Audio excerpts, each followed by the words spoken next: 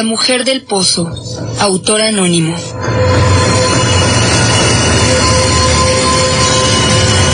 Primer encuentro, 20 de noviembre de 1938, ex hacienda de Santa Mónica, Estado de México.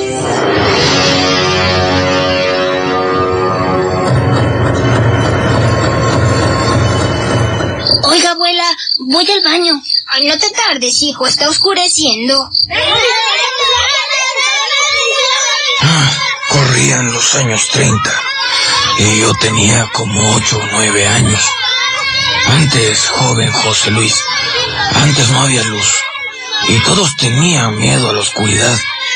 Antes no había tanta tecnología como ahora, y cuando yo era niño, las 6 de la tarde ya era de noche, y no como ahora con los horarios de verano, de la primavera, del otoño, del invierno. No, don Juan, solamente son el horario de verano y el horario de invierno. Bueno, lo que sea, hombre. ¿Dices que esa chiva está encendida? ¿Así es? Así es que, ¿está prendida o no está prendida? Sí, la grabadora está prendida. Bueno, porque te voy a seguir contando cosas. ¡Lucía! A ver si callas a tus escuincles que no me dejan hablar aquí con el señor. Ay, sí, abuelo, perdón. Oiga, de veras, ¿es usted el del programa de Cuentos del Extremo Sin Luz? Sí, de veras. Vine a entrevistar a su abuelo. Me vino a entrevistar a mí, así que a volar, pajaritos. Y sácame de aquí a todo tu chamaquerío. Estos no son cuentos de hadas. ¿En qué me quedé? Ah, sí. Juanito, hijo, espérate, te acompaño con un quinqué. Espérame, hijo. No me tarda, abuelita. Quédese usted, no salga. El baño estaba lejos de la casa. Como no había drenaje, había que cruzar un patio y un pequeño establo donde estaban las vacas que daban la leche para la casa. Hasta por allá, hijos, estaba el baño. Era una letrina, pues. Entre la casa y el baño estaba el establito, ese que le digo. Y entre el baño y el establo estaba un pozo con muchas flores, pero casi nadie lo usaba. Y en ese entonces yo no sabía por qué. ¿Un cafecito, doctor? Ingeniero, solo soy ingeniero, no doctor. Gracias, ya estoy tomando uno. Ah, bueno, profesor. Dale. Total que voy al baño. Agarré unas cuantas hojas de palma para limpiar lo que se tiene que limpiar. Usted comprende, ¿no? El caso es que no esperé a que saliera la abuela a acompañarme.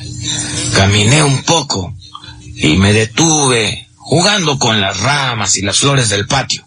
Caminé otro poquito y así hasta que llegué al baño. Me metí y me puse en posición. No había luz, pero tampoco había puerta, y la luz del atardecer bastaba. Pero no por mucho rato. Terminé a lo que fui y me iba yo regresando para la casa, pero estaba muy oscuro. Mucho, así que regresaba despacito para no caerme. Pero cuando pasé frente al pozo... Juanito, ¿dónde andabas, muchacho loco? Ven para acá que te estoy hablando. No puedo, abuela. Es que tengo que regresar. No, ¿que regresar a dónde? ¿Se te cayó algo? No, abuela. Es que me está esperando. Yo estaba empacando unos pocos juguetes y unas cositas que tenía. ¿Qué estás haciendo, hijo? Perdone usted, abuela. Yo me voy. Allá en el patio está la Virgen y quiere que me vaya con ella. ¿Pero de cuál Virgen estás hablando tú? Allá en el pozo del patio, en la orilla del brocal está sentada. Me llamó para que me fuera con ella, abuela. ¡Ánimas benditas del purgatorio! ¡De aquí no sales, escuincle! La abuela cerró fuerte la puerta de la cocina y echó al brasero algo como ajos, un montón de hierbas. No había gas como ahora.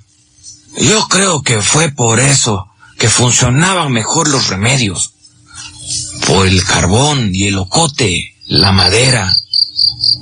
María, Luisa, Andrés, vengan para acá todos. María, llama a tu abuelo Eusebio y a tu padre. Andrés, corre a traer al señor cura. Ay, abuela, yo no hice nada. véame usted, yo no hice nada, abuela. No, hijo, tú no hiciste nada, pero quédate quietecito junto al brasero. Así que te pegue el humo en el cuerpo. Pero ¿y la Virgen, abuela? Se va a enojar. No, hijo, no es la Virgen. Es el mismo demonio que salió a buscar niños. Ahorita viene el cura para que haga misa y se vaya. Tú no vuelvas a salir de noche, ¿me entiendes? La gente del rancho se quedó muy espantada durante días. Ninguno de nosotros pasó por ese lugar de nuevo. Poco a poco fui conociendo más casos como el mío, en que la aparición aquella había llamado a niños, siempre cerca de un pozo. La abuela decía que era el demonio mismo en forma de mujer. El cura insistía en que era la Llorona buscando chamacos para reemplazar a aquellos que había perdido. Oiga, ¿y cómo era? Era una mujer joven, pálida, sí, con la cara afilada, pero se le veían bien los ojos, los labios, la nariz. Estaba sentada y no se podía saber bien la estatura, pero sí se le veía el cuerpo joven. ¿Y recuerda cómo vestía? Tenía 9 años, no sé cómo vestía, un vestido blanco y no me acuerdo de nada más. Oiga, y había habido, así como el caso de usted, había habido otros casos. Sí, cuando el cura ya acabó de hacer misa ahí en la cocina, a todos les dio miedo y no se atrevieron a hacer la misa de noche cerca del pozo.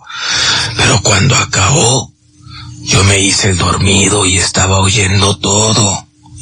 Años atrás, en ese mismo pozo, se había ahogado un niño, Felipe, más grandecito que yo en aquel entonces. No supieron cómo, pero levantó la tapa y se aventó adentro. Cuando mi abuelo compró el casco de la ex hacienda, le advirtieron de lo que pasaba en ese lugar. También a ellos les tocó la desgracia. Por eso mi abuela estaba tan espantada. A ella se le desapareció una niña como de 10.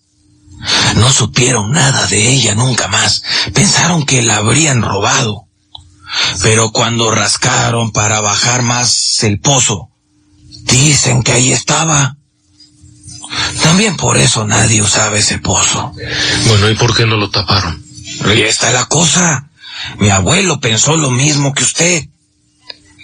¿Cree usted en fantasmas o nada más platica pura tontera?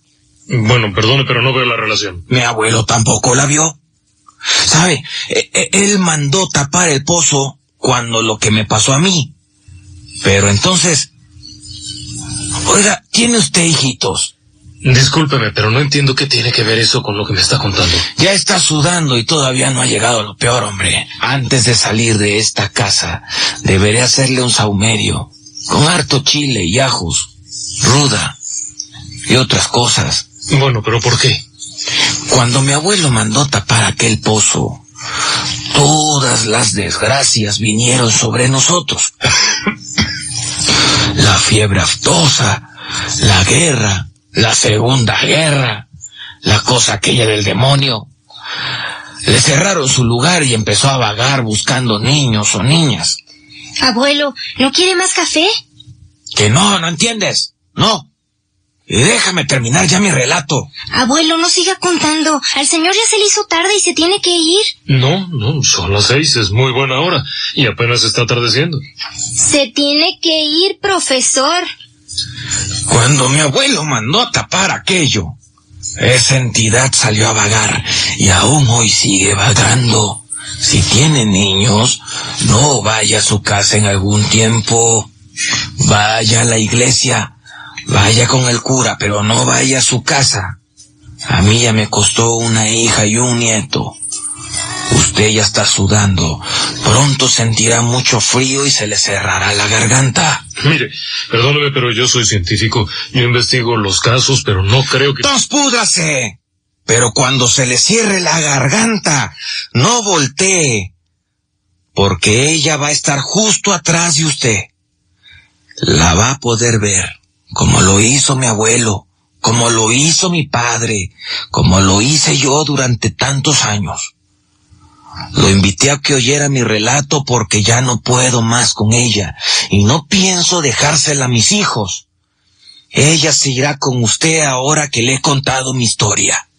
Mire, discúlpeme, pero su historia ni es original y es una vacilada. Con su permiso, esto está más allá de lo que quiero y de lo que puedo soportar con permiso. Don José Luis, las hierbas. Lleve las hierbas.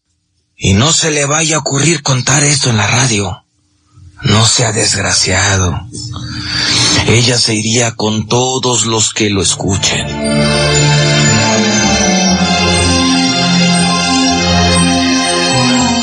Muy buenas noches, y sean todos ustedes bienvenidos a su programa, Cuentos del Extremo Sin Luz.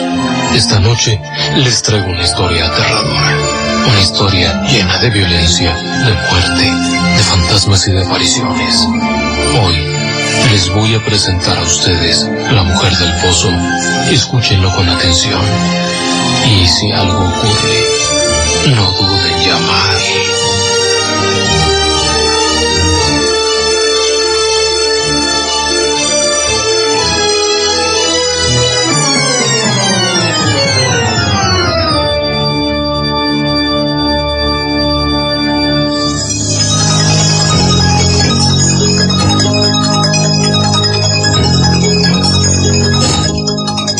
Asir presenta sonar. Adelante. Significativo el índice de suicidios juveniles. Quinto jovencito que se arroja a la cisterna de su casa y se ahoga. La información más adelante.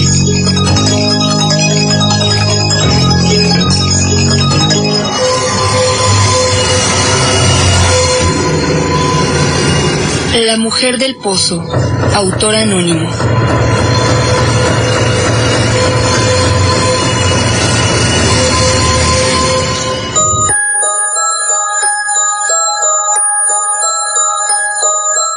Fantasmas.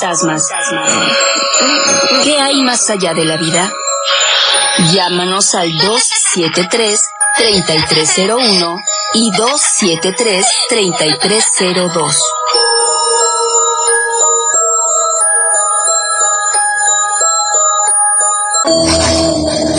Letras oscuras. Personas, anécdotas y circunstancias detrás de los relatos de misterio y terror. Los fantasmas y los pozos están muy relacionados en múltiples leyendas alrededor del mundo.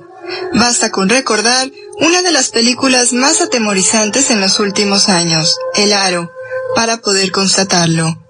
Parece ser que la profundidad y oscuridad de un pozo son muy propias para albergar almas sedientas de venganza. En Argentina existe una leyenda que cuenta que los indios Quilmes creían que había un pozo sin fondo, al que llamaban Guruk, donde caían las personas que no tenían alma. La palabra Guruk terminó deformándose con el tiempo hasta quedar en gruta, un lugar donde las almas permanecían eternamente en una lenta agonía. Quizás por eso siempre se han asociado los túneles de la ciudad de Buenos Aires a ese pozo sin fondo.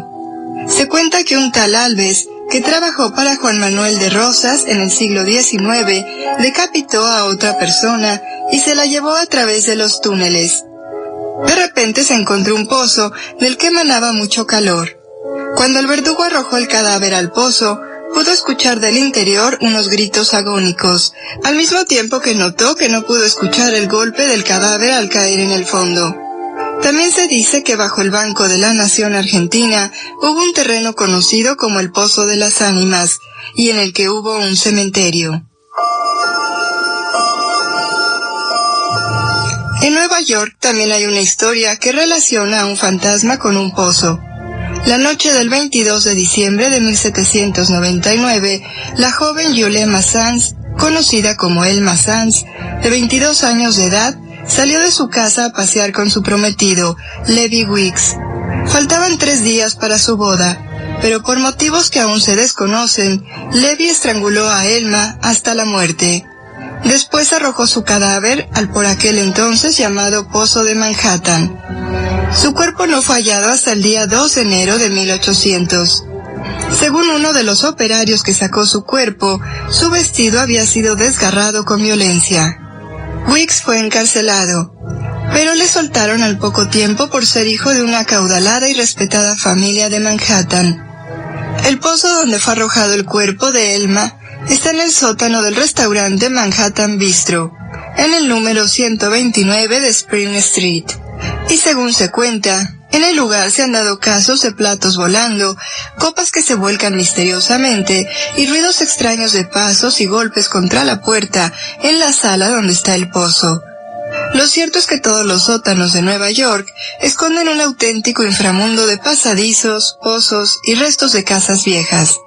La historia de Elma Sands forma parte del folclore popular de los Estados Unidos. Películas como La novia cadáver de Tim Burton y Mike Johnson están directamente inspiradas en esta historia. En nuestro país, en Tecate, un pueblo ubicado al final de la Rumorosa, existe otra historia de un fantasma que sale de un pozo.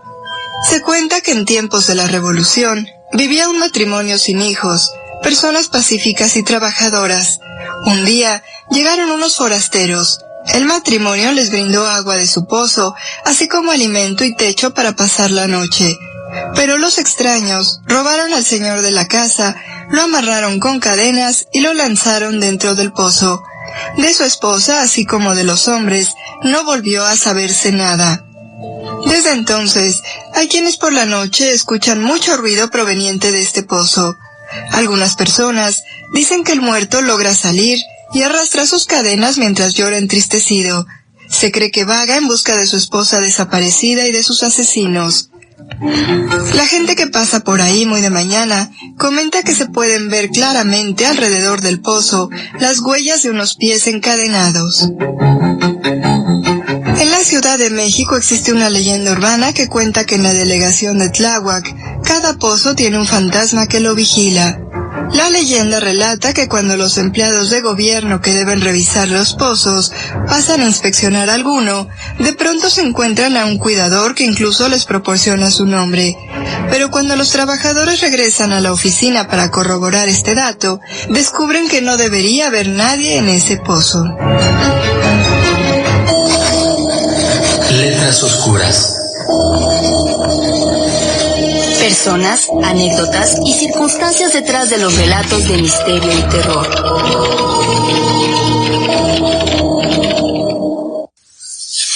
Algo tiene que ver un cuerpo de agua con los fenómenos paranormales. Y es que muchos de estos fenómenos están asociados a lugares con agua. Nada más considere usted La Llorona. El fantasma clásico mexicano, que en realidad no es privativo de México, pero bueno, que más se conoce aquí, suele moverse a lo largo de cuerpos de agua, canales, ríos, incluso en algunos casos se considera que en veneros, es decir, en aguas subterráneas. Normalmente los ríos tienen su propio fantasma.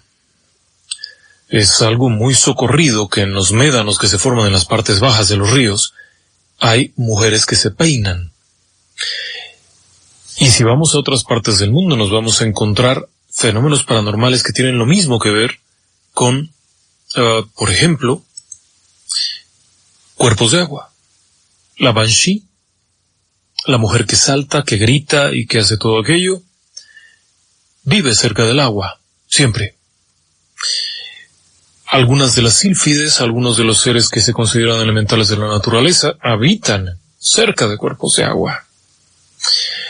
Así que la historia de esto es muy vasta. Por alguna razón, el agua en su transitar produce este tipo de efectos, así es que bueno, se generan muchas historias así. Y eso, obviamente, no deja de ser interesante. Pero ahora mismo tengo una llamada que quisiera compartir con ustedes. Un momento, por favor. Muy buenas noches. Hola, muy buenas noches. Adelante. Bueno, ahorita que está hablando usted sobre... un favor, un segundo. Se me induce un ruido muy raro. ¿Tendrá usted cerca un radio? De hecho. ¿Podría usted bajarle un poco? Fíjese que se induce un sonido muy feo. Sí, en este es distorsión. ¿Ahí se escucha bien? Supongo que sí. Un poquito menos o algo produce un sonido raro. Es el radio, un momento. Gracias, qué gentil.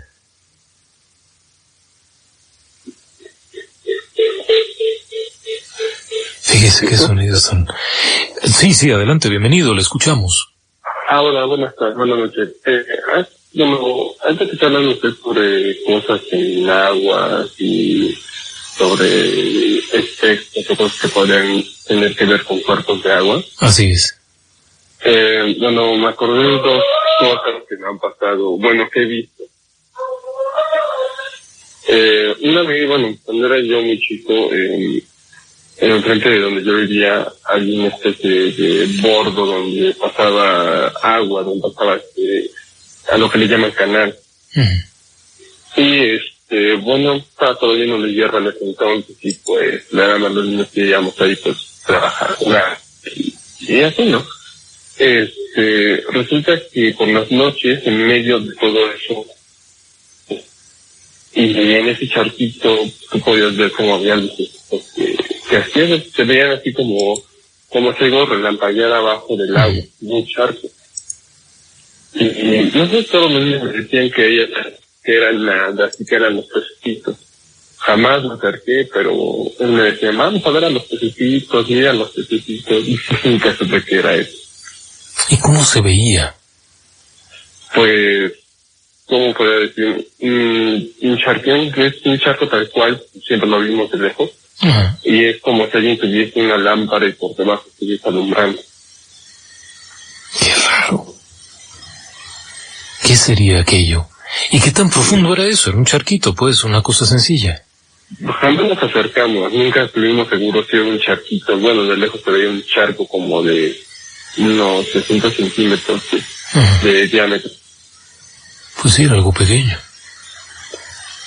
¿Qué sería? Y jamás lo supe, siempre lo atribuía que eran espíritus del agua o inclusive de que hay pasado el río. Siempre pensábamos que eran espíritus de agua o inclusive de las plantas, cosas así.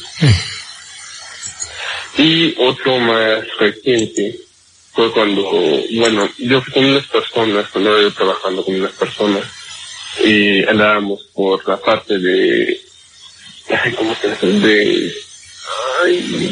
llama? ¿Por dónde es más o menos? Es por San Lucas del Chingo, pero es en medio, es por San Juan Amezcán. Hay una especie de highway grande por esa parte, para salir a pescar y esas cosas. Cuando nosotros veníamos eran como las 12, 1 de la mañana, y sorpresivamente el carro, la camioneta donde íbamos se nos paró justamente enfrente del highway. Con todo este alboroto, no sé qué para regresar.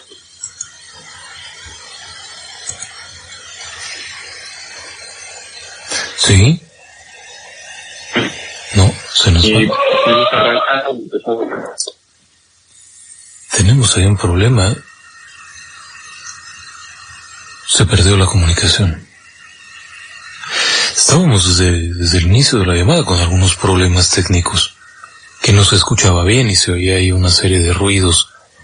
A ver, ojalá y podamos volver a platicar de eso. Pero finalmente algo tiene que ver. Muchas de las leyendas se tejen alrededor de cuerpos de agua. La Banshee europea, la Llorona mexicana, y hay otra serie de fenómenos que se van dando a lo largo de los ríos y cuerpos de agua que tienen que ver con México y particularmente tienen que ver con estos fenómenos que son entre femeninos y entre vaporosos, pero que se vuelven muy atractivos para los relatos. Hay un montón de historias de ese estilo. A mí en lo personal me intriga qué relación puede tener, porque hay varias cosas. Por ejemplo, la radiestesia, es decir, los saoríes, la gente que localiza minerales y agua, se basa en seguir el curso del agua utilizando una serie de horquetas y de varas, aparentemente percibiendo el magnetismo o alguna suerte de energía que emana del agua en su movimiento.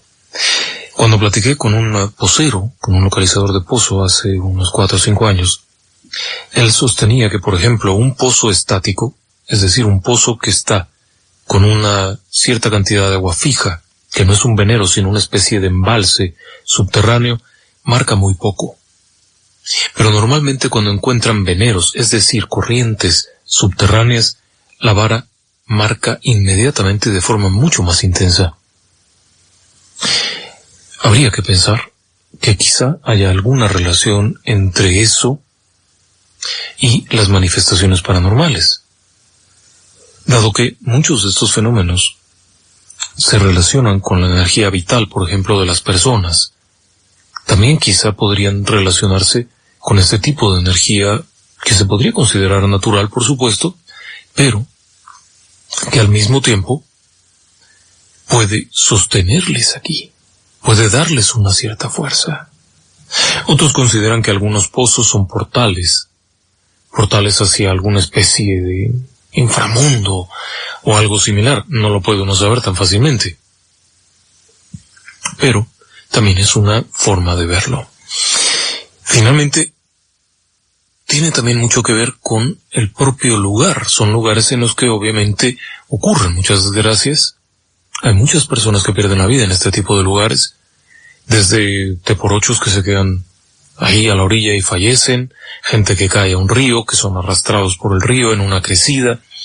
Entonces también tiene mucho que ver con esto. Los fenómenos paranormales suelen ocurrir en los lugares que generalmente la persona que ha muerto recuerda como último lugar o le relaciona de alguna forma. En algunos casos, cuando el fallecimiento se ha dado de forma súbita y la persona no se da cuenta plenamente, sigue pensando que está en ese sitio y busca cómo seguir su camino, pero obviamente ya no tiene una noción clara del tiempo, ya son muchos los factores. Pero si falleciera en un río, probablemente se quedaría por ahí cerca. Por lo menos, esa es una de las tantas hipótesis que hay. Déjeme usted que vaya rápidamente a un corte y regreso enseguida.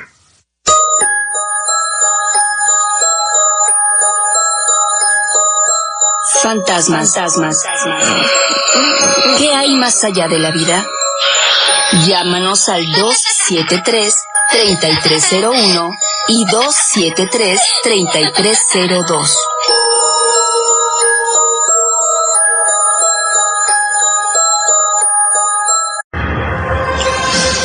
Algunas de estas historias tienen una connotación rural, obviamente. Hoy en día, ¿cuántos de nosotros vamos por ahí caminando a la orilla de un río alegremente o montados en un caballo a la orilla de un río? Evidentemente, muy poca gente en los ámbitos urbanos anda a caballo y muy poca gente en el ámbito urbano va caminando junto a un río. De hecho, la mayor parte de los ríos hoy en día están cubiertos de alguna manera. Y esto reduce mucho las posibilidades de que uno mismo se cuente dentro de las personas que han visto este tipo de fenómenos. Sin embargo, existen otras variantes. Y esto es algo que llama la atención enormemente. ¿Cómo es esto? Bueno, una de estas variantes tiene que ver, por ejemplo, con los pozos en la zona de San Pedro Cholula y hacia la región de San Gregorio. Ahí hay varias historias parecidas. No se imagine cosas. No sale la niña del pozo haciendo cosas raras. Pero hay una que me contaron hace algún tiempo, muy interesante, verá. Esta persona, cuando platicábamos, nos relató una experiencia que tuvo. Ellos heredan una propiedad del abuelo, en un camino que no estoy muy seguro cómo va, pero sale de San Pedro Cholula y va hacia alguna de las comunidades que están hacia adentro. Antes de la carretera Atlisco hay ahí una especie de franja de territorio muy vasta, y por ahí estaba, a pie de carretera, el terreno aquel. Como dato curioso, el terreno tenía, hacia el fondo, parte de unos paredones, parte de una construcción de hacía muchos años. El terreno era conocido. Este muchacho joven se había encargado de cuidar al abuelo los últimos años de vida, así es que el abuelo le obsequia aquella propiedad antes de fallecer. Y bueno, van a ver el terreno, el abuelo le marca hasta dónde llega el terreno. Cuando el muchacho le pregunta, oiga, abuelo, ¿y esa casa, esos paredones de quién eran? El abuelo le responde que no tiene idea, que cuando a él se lo dio su padre hacía mucho tiempo atrás, esos paredones ya eran paredones. Y estaban ahí. En realidad él nunca había utilizado aquellos paredones para nada, porque le daban un poco de miedo, un poco de desconfianza. Así que todo el tiempo que había tenido el terreno, que era un terreno grande, lo había ocupado para el cultivo de hortalizas y demás, pero esos paredones nunca los habían usado. El muchacho, pensando en abrir un invernadero, consigue capital, consigue dinero para trabajar, todo está muy bien, compra los elementos y prepara su invernadero, un invernadero muy bueno, muy bien logrado. Y mientras hace esto, se percata de que efectivamente en la parte de atrás hay un pozo. Está medio roto, medio tapado, tiene arriba un montón de ramas y de basura, pero lo limpian, quitan todo eso y resulta que el pozo estaba a 8 o 10 metros de profundidad. El agua estaba a flor de tierra. Una maravilla, porque eso significaba que tendrían agua suficiente para el invernadero sin muchos problemas, sin tener que estar haciendo bombeos profundos ni nada de eso. La primera intentona que hacen resulta también muy buena. El pozo libera una enorme cantidad de agua. Utilizan una bomba grande y sin embargo no abaten el nivel freático. Así que contento con esto, bueno, trae unos trabajadores, arma una pileta grande para el lavado de la verdura y también para el riego de la hortaliza y comienza a trabajar. El hecho es que este muchacho tenía a su novia, llega el momento feliz en el que se casan y obviamente la muchacha pues quiere casa. No está tan contenta con la idea de irse a vivir a la casa de los suegros, así es que este hombre decide construir la casa. Pero el único hueco que queda libre para su buena idea es donde estaban los paredones, ya que el resto del terreno aquel lo estaban utilizando con los invernaderos. Así que trae unos trabajadores y construye ahí 2 cuartitos. Tira todo lo que estaba previamente, aquellos cuartos de adobe. Lo que quedaba de aquellos cuartos de adobe eran como 2 habitaciones y una tercera que no se entendía cómo, pero bueno, lo tira todo. Construye ahí su casa, que son 2 habitaciones, una que es el dormitorio, una que es la sala comedor. La prepara para poderla hacer más grande después. Y se meten a vivir ahí. Al poco tiempo, ya casado, se mete a vivir ahí. El terreno está un poquito apartado, está dentro de zona rural, zona agrícola, así que se trae al perro. Tenían 2 perros en casa y se trae a uno de ellos que era particularmente fiero. De esos perros clásicos que le llamaban el golondrino, por negro. Se lo trae, la propiedad ya estaba con una cerca de malla ciclónica todo alrededor, su portón al frente. Se antojaba bonito el lugar. De hecho, el lugar está bonito. Son estos invernaderos muy monos y atrás está la casita. El único problema es que cuando se traen al perro, al golondrino, a los pocos días comienzan a notar una actitud muy rara del animal. Era un perro grande, adulto, particularmente fiero, conocido por ser un perro muy bravo, además con un temperamento terrible. Había atacado a varios otros perros y bueno, era un animal bastante temible. Por eso de hecho lo habían dejado que se lo llevaran, porque en su casa no lo querían. El problema comienza con eso, que el perro empieza a actuar de forma rara. Sobre todo, al caer la tarde, empezaba a ladrar hacia el pozo, en dirección hacia el pozo. Ellos no se percatan de esto. Primero porque, bueno, un perro que ladra en una zona rural, pues es algo completamente ordinario. No le prestan tanta atención hasta que el animal comienza a actuar de forma un poco ridícula. Se le veía atemorizado. Y atemorizado es muy atemorizado. Comienzan a verlo y el animal rasca la puerta y gruñe en dirección hacia la parte donde estaba el pozo. Se imaginan que algo hay ahí, entonces este muchacho va, revisa, pues no hay nada. Al pozo ya le habían hecho el brocal adecuadamente, le había puesto una tapa metálica, con su portabombas y todo, bien hecho el trabajo, pero el perro seguía aterrado de aquel lugar. Siguieron los días y con el paso de las semanas la situación se volvía todavía más penosa porque el animal aullaba.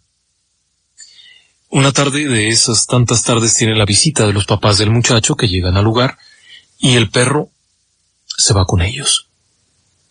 Después de estar un rato en la casa platicando y contentos viendo el invernadero, de pronto, cuando se van, aquel perro terrible, feroz, incontenible, se va con ellos.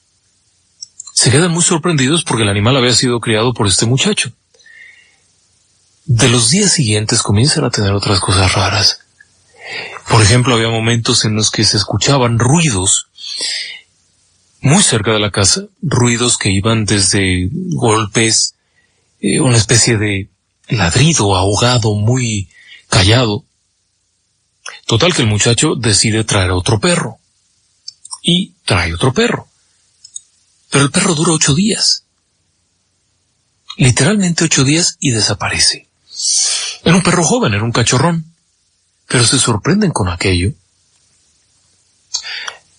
Pasan los días y de pronto, para bajar la bomba un poco en la época de secas, abren el pozo, les llega una peste espantosa, el perro estaba dentro muerto.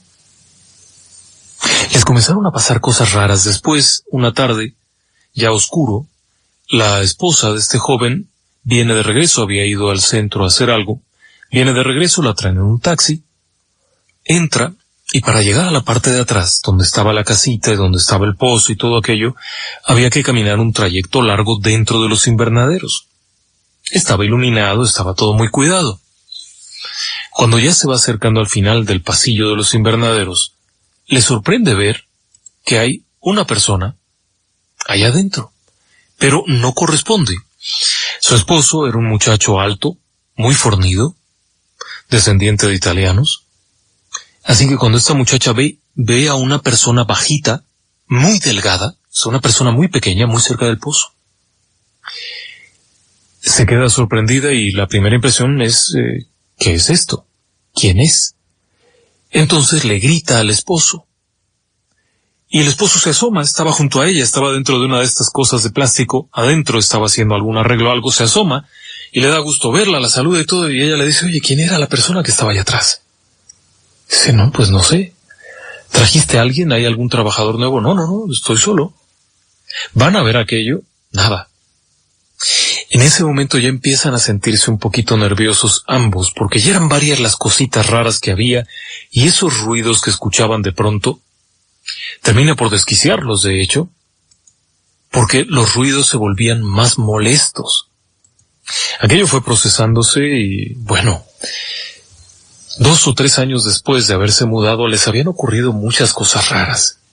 La figura aquella del hombre muy menudo, como muy quebradizo, también lo habían vuelto a ver. En algún momento el muchacho está dentro de uno de estos invernaderos, es de día, cuando voltea ve que hay alguien caminando junto a él por el lado exterior, no puede ver quién es. Pero la chica era también muy parecida a él, era una muchacha muy grandota, muy tosca, así de gran estatura, muy corpulenta, y la figura que él ve a través del plástico es una persona bajita, menudita. Cuando llega a la puerta y se asoma, ahí no hay nadie. Tuvieron varias cosas ahí, pero la parte más fea es cuando ella está esperando bebé. Ya para ese momento habían hecho una ampliación en la casa, les estaba yendo bien, según parece. Ella está esperando el bebé y comienzan a ver nuevamente esta figura, este hombre, varias veces. Incluso una tarde están todos reunidos, llegaron los papás de ella, los papás de él, es una reunión familiar muy bonita, porque aquello tenía un terreno amplio, entonces había espacio donde hacer una comida, los invernaderos, había unos frutales, todo lindo. Una de las personas que está ahí va al tocador, se va al baño que estaba en la casa, y cuando regresa le dice, oye, creo que te buscan. Dice, ¿por qué? ¿Hay alguien ahí? ¿Me busca alguien? Sí, hay un señor allá en la casa, en la puerta de la casa. Una persona mayor, delgadita, así chiquita. Dice este muchacho, era mediodía. Y la persona que lo acababa de ver no sabía que ahí no vivía nadie más, ni que había nadie más. Entonces él muy gentilmente le dice, sí, permíteme, ahorita voy. Va para allá y no hay nadie. Aquello se empieza a volver más incómodo. Hasta ese momento nunca había ocurrido nada dentro de la casa. Todo había sido calma. Cuando nace el bebé, una de esas tardes en las que está la señora, ya regresó de los 40 días, está la suegra, o sea, la mamá de ella, con el bebé y toda la cosa. La señora, de pronto, le habla a la hija y le dice, oye, creo que mejor nos vamos a la casa. No, mamá, ¿cómo crees? Pues si aquí es mi casa, ¿cómo me voy a ir? Sí, creo que mejor nos vamos a la casa, ándale. Arma tu maleta, vámonos para allá unos días, háblale a tu novio, a tu esposo, dile que nos alcance allá. Aquí la casa está muy fría y el bebé se te va a enfermar. Ándale, y además allá, la leche, lo que quieras, vámonos todos para allá. Total, la muchacha cuando llega el esposo le dice, mira, mi mamá opina esto, y dice, hombre, pero ¿qué vamos a ir a hacer a la casa de tus padres? Entonces va y le habla a la señora, a la suegra, le dice, oiga, suegra, muchas gracias, pero no nos queremos ir porque no sabríamos de ir, esta es nuestra casa. La suegra le habla y le dice, oye, ¿tú sabes quién es el hombre delgado bajito? ¿De quién está hablando? Del tipo que acabo de ver desaparecer dentro de tu casa. O te llevas a mi hija o me la llevo yo. A él, como tal, nunca le tocó verlo. Así, directo y claro, nada más aquella vez que en el invernadero vio pasar a alguien. A la esposa le tocó verlo de lejos una vez, pero la suegra se los describió con lujo de detalle. Persona delgadita, de tez morena, cara muy arrugada. No es que fuera un hombre muy mayor, sino que parecía ser un hombre de campo. El pelo corto, como un poco erizado. La vestimenta podía ser blanca, pero era difícil saberlo. Con una sonrisa muy blanca, muy rara. Pero más que una sonrisa, era como una mueca. La señora se le quedó grabadísimo. Y despertaba en la noche con pesadillas de eso. El caso es que no les permitió ya que se fueran para allá, con el pretexto del bebé y que tú y que yo. Pasó algún tiempo. Este muchacho, siguió prosperando el negocio y decidió quedarse en una casa cerca de la suegra, porque además ya venía otro bebé al mundo. Entonces dice, con 2 chiquitos mejor estamos cerca de los suegros, y tenía el trabajo allá. Lo que hizo fue enviar a un trabajador que se quedaba para vigilar el riego y para vigilar lo que hubiera que vigilar de noche. Para su sorpresa, el trabajador a los 15 días le dio las gracias y le dijo que no se volvía a quedar ahí jamás. Veían a ese tipo. Total, un buen día este muchacho, cuando ve la oportunidad, él relacionaba al tipo aquel con el pozo. Por alguna razón lo relacionaba con el pozo. Mandó tapar completamente el pozo, tumbarlo por completo, cerrarlo, y cambió. Ahora puso el pozo en un venero que habían encontrado al frente del terreno que parecía ser mucho mejor. La casita aquella la mandó tumbar, la mandó derribar por completo. En la parte de atrás compró el predio siguiente y alargó los invernaderos y puso una bodeguita y una oficina al frente. Nunca más volvió a ver nada, pero siempre se quedó con eso, y cuando nos lo platicaba, le temblaba la mano. Todavía decía, es que imagínate, tienes a la esposa con un bebé de 8 días, una cosa así, y de pronto sabes que tu casa está espantada. Y dice, pues te vuelves loco. ¿Qué era? Nunca lo supieron. En esa zona se contaban muchas historias de que habían vivido brujos ahí, que había brujos. Y que cuando él lo platicó con algún trabajador de aquella historia, se le decía, no, es que esos paredones eran una casa de un brujo. Él no creía nada de eso. Lo único que sabía es que la parienta aquella había visto al señor, la abuela había visto al hombre allí en la casa adentro, y muchas otras cosillas que les habían pasado. Déjeme que vaya a un breve corte y yo regreso enseguida.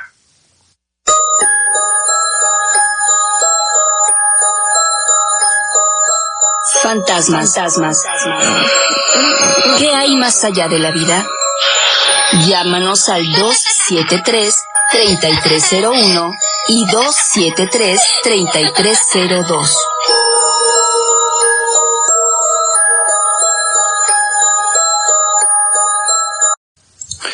Otro de los fenómenos que son muy frecuentes alrededor de cuerpos de agua es el fenómeno de las mujeres del río. Este tipo de relatos han ocurrido durante años. Hay leyendas por todo México. Yo he tenido oportunidad de escucharlas tanto en Puebla como en el Estado de México, en Guanajuato, en Jalisco. En muchos lugares se cuentan relatos, pero eso me hace pensar un poco que no se trata de una misma historia que se cuenta 20 veces, como podría ser el caso de una leyenda urbana, sino de un tipo de fenómeno que ocurre con esas características. Mire, lo que encontré fueron básicamente escenarios en los que se observa a una mujer a la orilla de un cuerpo de agua o bien dentro de este, sobre todo en noches muy claras. Hay quienes sostienen que es una mujer vestida de blanco, con el cabello negro que se peina. No me atrevo a decir que así sea. De hecho, más me parece que no sea esa la característica central. Simplemente el hecho de que parece ser una mujer. Normalmente no hay una interacción. De hecho, el fenómeno transcurre de forma relativamente rápida y las personas que lo observan no pueden quedarse mucho rato. El relato clásico del borracho que observa a la mujer en el río y se baja de coqueto a ver si puede conquistarla y termina ahogado es un relato urbano, es una leyenda urbana. Pero no todos los relatos son lo mismo. Vaya, el relato del borracho del río es clásico. Un tipo va caminando por la orilla de un río y de pronto ve a una mujer que se está peinando a la orilla del río. Se acerca para coquetear un poco. De pronto aquella imagen o aquella persona que está a la orilla del río se incorpora, se voltea y en lugar de ser una mujer tiene en la cabeza de caballo, el esqueleto de un caballo. Obviamente ahí no podríamos hacer un estudio muy profundo de aquello, ¿verdad? Simplemente se preguntaría, punto 1, ¿qué borracho en su sano juicio? Un borracho, a mitad de la noche, va caminando por la orilla de un río y observa a una mujer que se peina a la orilla. Y se baja a ver si puede coquetearle. Primero, ¿cómo se baja a la orilla del río? Segundo, la peste que debe de haber ahí, porque los ríos en zona urbana están todos contaminados. Y por último, ¿por qué tiene que tener cabeza de caballo? Si es un fenómeno paranormal, no un alebrije. La historia es un poco diferente en la vida real. Le platico, por ejemplo, lo que comentaba un ingeniero de la Comisión Nacional del Agua hace muchos años. Este hombre había tenido que estar en los pequeños embalses de riego en la cuenca que va hacia Guanajuato. Su trabajo consistía en atender las estaciones de medición pluviométrica y de cauces. Tenían ahí aforos de ríos. Su trabajo era llegar hasta donde estaba la estación del aforo, que era adentro. Llegaban en una camioneta todoterreno, se bajaba, se metía y revisaba lo que tenía que revisar en esta especie como de pequeña presa. Después de ahí anotaba sus datos, tomaba un par de fotos, se subía y se seguía a la siguiente estación. El caso es que en una de tantas ocasiones le toca la de malas de quedarse atorado. Cuando va saliendo de una de estas estaciones se le hunde la camioneta, habían estado regando, y se le hunde la camioneta completamente y no hay manera de sacarla. Por más que se esfuerza, traía siempre consigo pala, cal, todo lo que fuera necesario, y no puede sacarla. El vehículo se atranca por completo, y para su mala suerte, además, en aquellos años no había teléfonos celulares. Las camionetas de la Comisión Nacional del Agua, bueno, en aquel entonces la SARCH, tenían radio de onda corta, pero pues no capta nada, por más que intenta radiar. Estaba a 10, 12 kilómetros del punto habitado más cercano y no puede sacarla. Lo único que se le ocurre es que el que haya regado toda esa agua tendrá que regresar al otro día a seguir regando o hacer algo. Entonces espera que lleguen con el tractor y que lo jalen. Pero por lo pronto tenía que quedarse esa noche ahí. No había forma de que saliera para ningún lado. Y también había un riesgo muy grande. Un tipo caminando a campo abierto en medio de milpas en un territorio que no conoce, barato lo ataca un perro. Caro, alguien no lo reconoce y le pega un tiro. Entonces ya con esa sensación dice, bueno, por lo menos aquí en el vehículo es un vehículo oficial, saben que no estoy robando nada, estoy en la estación pluviométrica. Como sea, la estación tenía también una casetita con chapa y todo, dice, bueno, si veo algo raro me encierro y ya. El caso es que se sienta ahí, se fuma un cigarro, se echa un pestañazo, se fuma otro cigarro, después se baja y está midiendo, aprovechando que estaba ahí. Y de pronto, nota que viene alguien caminando y dice, ya la hice. Ahorita esta persona que viene seguramente van a trabajar algo y ha de llegar el tractor en cualquier momento o las mulas y me sacan. Se sale de donde estaba metido adentro, al centro de la pequeña represa, ahí donde estaba la estación. Se sale de ahí para ver quién viene, porque él ve que alguien se acerca, con la idea de decirle, oiga, disculpe, ¿me puede ayudar? ¿Puede decirme cómo le hago? Y observa que viene una persona. Él no podía decir si era una mujer o un hombre. Pero conforme se va acercando, empieza a sentirse muy raro. Y se vuelve mucho más raro cuando se percata que aquello ni era una persona ni nada, era un bulto. Un bulto como de un color claro, como de un color blanco, que venía por dentro del río, como flotando.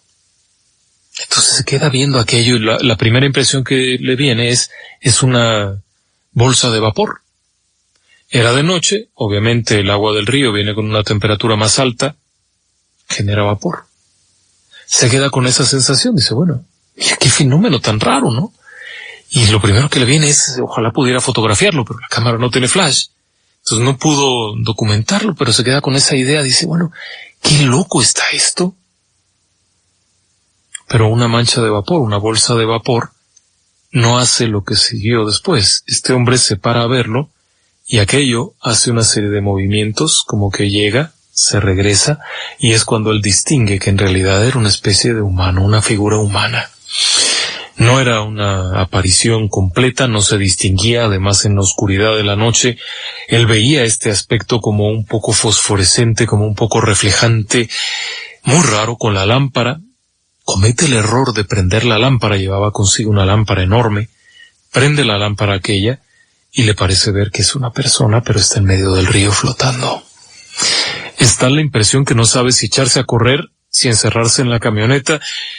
Total, cuando apaga la lámpara, con la impresión de lo que está viendo, en medio de la noche, era un paraje solitario, completamente solo, simplemente se espera. Se mete a su camioneta, se encierra, y dice, como niño chiquito, agarré el zarape que siempre llevaba y me tapé. Y por lo menos, que se vaya. Total, pasa un rato, se asoma, no hay nadie. A las 4:30, 5 de la mañana, oye que viene un tipo chiflando. Se incorpora un poquito para ver si es un vivo, y sí, efectivamente era un tipo que venía a seguir con el riego, a correr el riego. Entonces le dice, oye, mi compadre, mira lo que me pasó con el riego, no sé cuánto. Dice, no hay problema, espérese tantito, ahorita lo arreglamos.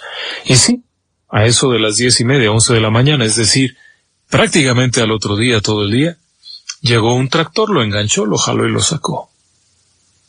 Cuando ya están sacando, le dice, oye, ¿aquí qué espantan? Vi esto. Dice, pues, a veces. ¿Qué es? Pues ahí espantan. Ahí viene. El muerto pasa por ahí y ahí se queda. Decía este hombre que a él realmente nunca le había dado miedo nada. Había visto cosas muy duras y lo que usted quiera. Le había tocado andar en los campos ahí en la soledad muchas veces y no le daba miedo. De hecho, le gustaba andar así. Pero esa vez sí sintió temor de no saber qué rayos era lo que estaba viendo. Déjeme que vaya a un brevísimo corte y regreso enseguida. Este tema de estos fenómenos paranormales tiene muchas connotaciones, obviamente, para una zona urbana. La experiencia se limita mucho y, sin embargo, no se limita del todo. Hay una experiencia que nos contaron a un lado de Reforma, creo que es La Libertad, la colonia La Libertad, en la orilla de donde pasa el río, cerca del Puente de México. Allí, un señor que vende panes y cosas en una bicicleta, nos platicaba que a él le tocó ver algo muy raro en ese sitio.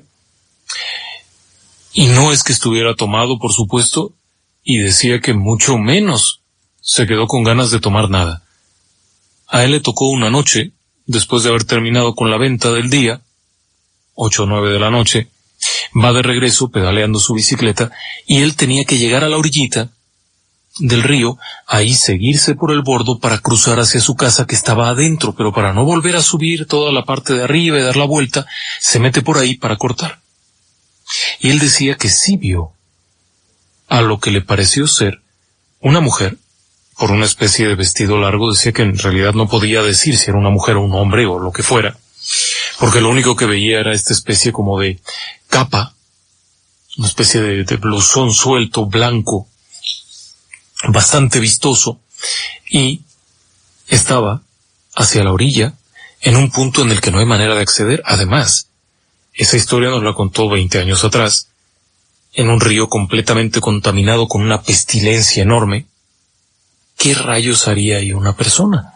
Él voltea y ve aquella cosa, y su impresión era que había una mujer allá abajo.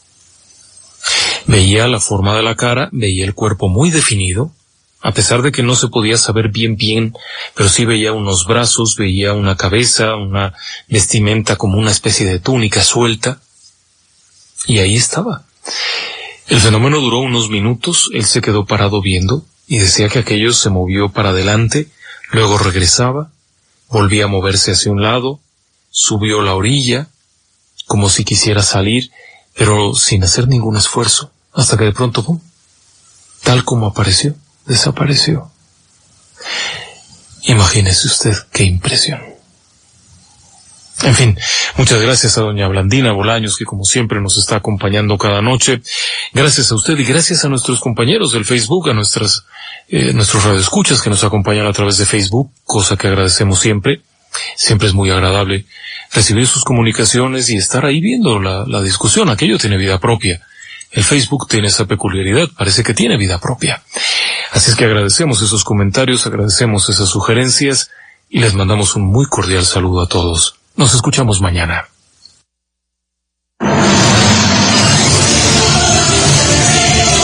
Relatos del lado oscuro. Conducción, José Ramón Cantalapiedra. Producción, Tania Sabugal. Voces, Carlos Zárate, Yolanda Lemus, Rosa Águila, Eduardo Sabugal, Laura Gaeta y Miguel Marín. Asistente de producción, Lucía Sandoval. Operador de audio, Juan Manuel Vélez.